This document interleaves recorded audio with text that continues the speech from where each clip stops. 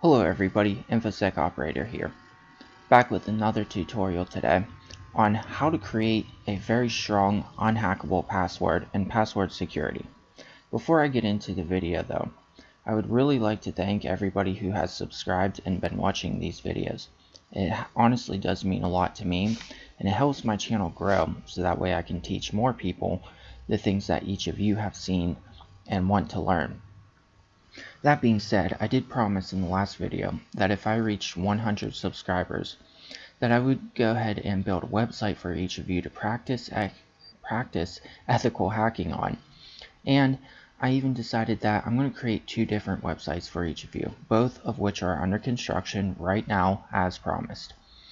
One website is going to be mainly to teach you guys more in-depthly through articles and blogs and all sorts of things, as well as my own personal take on these subjects and what I learned from school and so on and so forth, and condense them into one place for each of you. The second website is going to be more of like a puzzle website where you get to practice what you're learning on the core website and apply it to a real world situation on this secondary website. So guys, if you want to see these websites, please do subscribe, turn on your notifications, and I will go ahead and inform each of you of the progress and what it's starting to look like. Right now, it is just in its infant stages, but I am working on it as promised. Without further ado though, let's go ahead and get into today's tutorial. Again, we're going to be going over password security.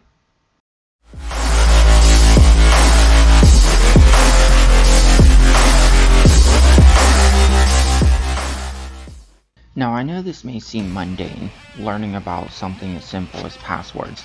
However, throughout our cyber and internet age here, a lot of people can know a lot about technology, but they typically spend zero time thinking of a good password to protect their social media accounts, their emails, their website subscriptions, their Netflix accounts, etc., from being attacked. Even some cyber professionals that I have spoken to and met, admittedly, they create passwords that they simply can remember using a very short, first name, last name, and some important digit on their accounts. And it's spread out throughout all of their accounts. Now, I was also guilty of this, and even somewhat still am. However, mine are a little bit more complex and much harder to crack, but if somebody really took the time and had a lot of expertise, I could say that they would be able to crack my passwords probably within a month or two. Alright, so what do we need password security for? Well, again, we want to prevent people from entering our Facebook account, from our Twitter, our YouTube, etc., as well as more important things like seeing our emails. Maybe you have a website subscription that you don't want anybody to know that you have. Maybe just the password on your operating system is really simple. How would anybody, they would have to know you personally? Well, that's kind of where social engineering comes in. We'll talk about that later, but just know that password security should be highly important for anybody and everybody. Those of you who are hackers, those of you who are just looking at these videos as tips and tricks, and you're not really into IT, it basically applies to anybody who uses the internet. So what are some things that we need to do to create a very strong password? Well, first we're going to open up a text document, and I'm going to go over this with each of you. Now this video isn't very complex. This is very beginner level stuff, but I want to go ahead and put this out there because this was one topic that I noticed needs to be addressed and isn't addressed very much openly. So what are the things that we need in order to create a basically unhackable, very secure password for our internet lives, if you will? First off, we need randomness.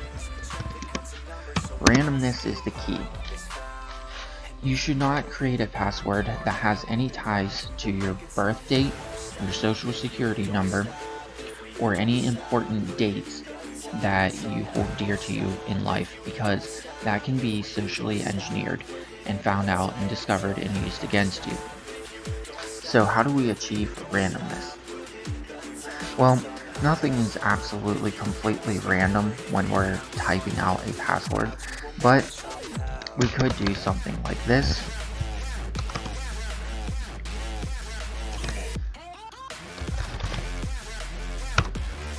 And it may look like that. Now, how are you going to remember something like this? Well, we'll get to that in a little bit, but understand that whenever you guys are, if you're being attacked through your password in your email, emails are always associated with the public, basically. So it's very easy to find out somebody's email. Okay, especially when you subscribe to, say, well, when you create a Gmail account, I mean, it's already out there. You have Gmail, you got Google Plus, you got, anything you use in Google. Your email is basically out in the open, and then all they have to do is get your password. Now, in my password cracker video, we use John the Ripper, and we've seen that whenever you put a password in most websites, it comes into something like an MD5 hash or an SHA-256, and we've seen that if it's easy, it was cracked within about a minute, if that. So when you do something that is able to be processed as either dictionary words or easily brute force, which brute force does take a little bit longer, that's a hacker going in without any clear idea of what your password could be, but it's still crackable, especially if you make it easy.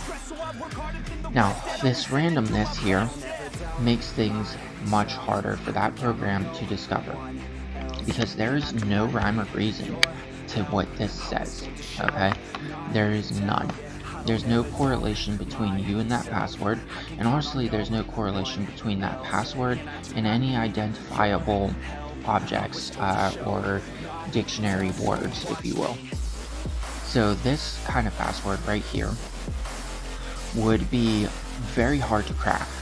However, this password is only 1, 2, 3, 4, 5, 6, 7, 8, 9, 10, 11, 12, 13, 14, and 15 characters long.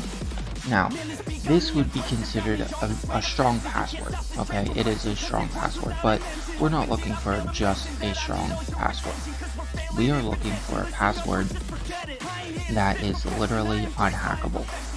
So, most websites allow you up to 25 characters, and no, we don't have to use all 25. Honestly, it is recommended that we stick between roughly 10 and 18 characters long. Okay, that's the most ideal. Now, the second thing, and I'll explain this a little bit further, but the second thing is we want character.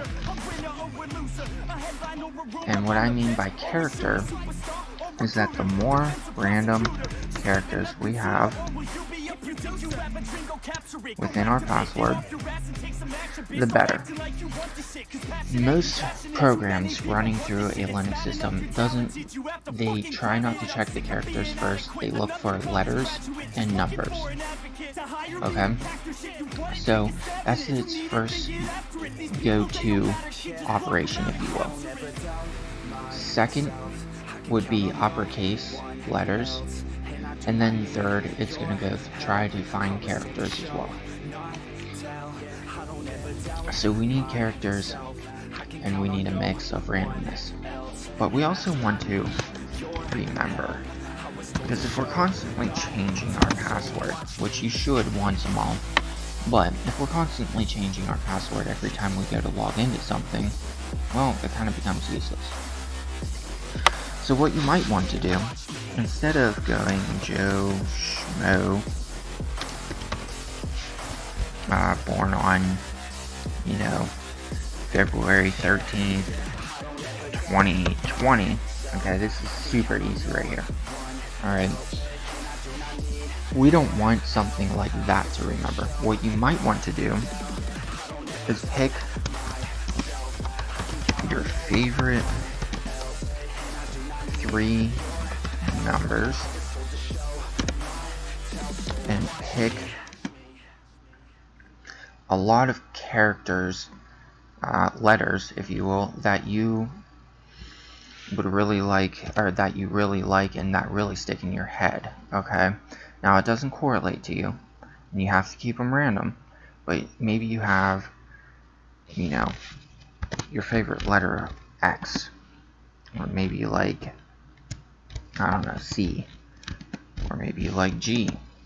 Okay, these are easy for you to remember, and when we create something like this, so what do we say, X, C, G,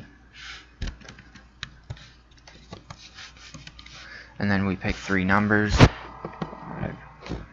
1, 7 we'll say, and then we can go, we'll pick another 3 favorite letters, O, P, and we'll say Z, exclamation point, and then maybe go back and start with a $sign.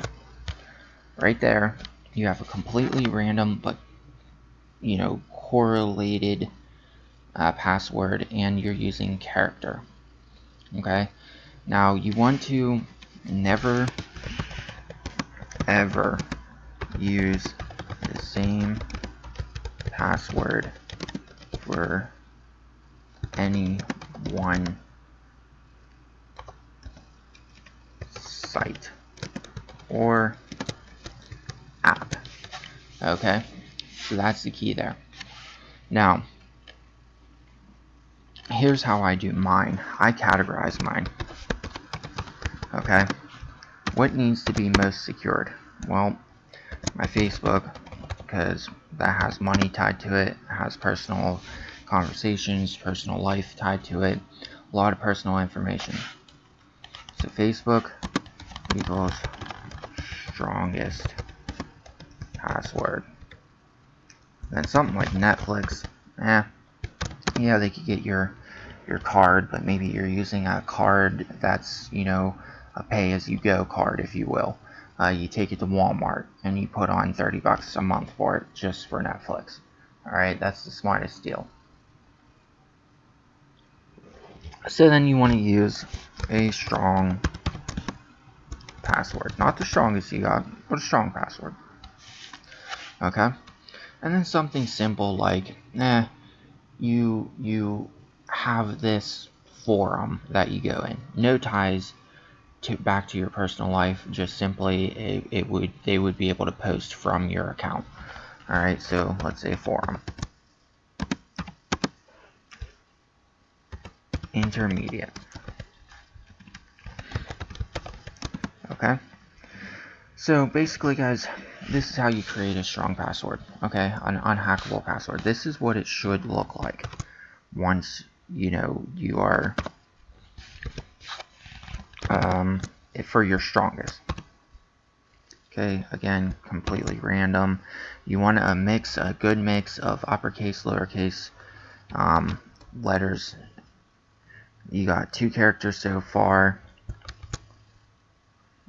HR, let's just say Q, W, E, and then exclamation point 23, we'll say.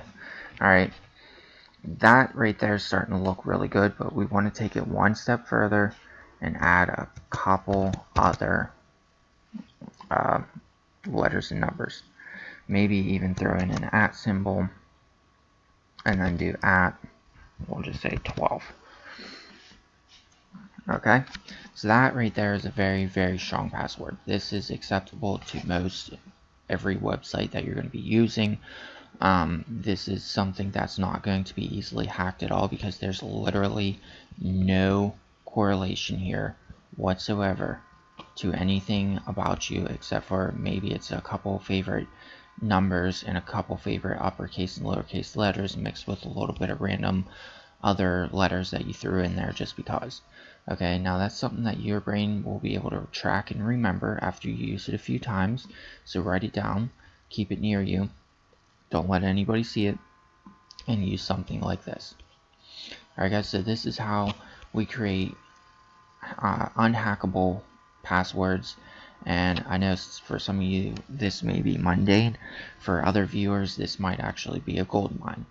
And actually, this could possibly even help those of you who are black hat hacking and understand, you know, maybe you need to take a different look at it and, you know, social engineer somebody for that information, such as, hey, what's your favorite letter?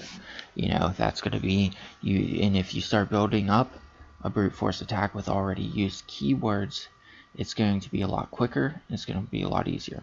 Now, of course, I do not recommend that each of you use this for malicious purposes, because I do not condone black hat hacking, but this is password security, and this is InfoSec Operator. Thank you guys for watching the video. Please do subscribe, and I'll see you guys in the next video.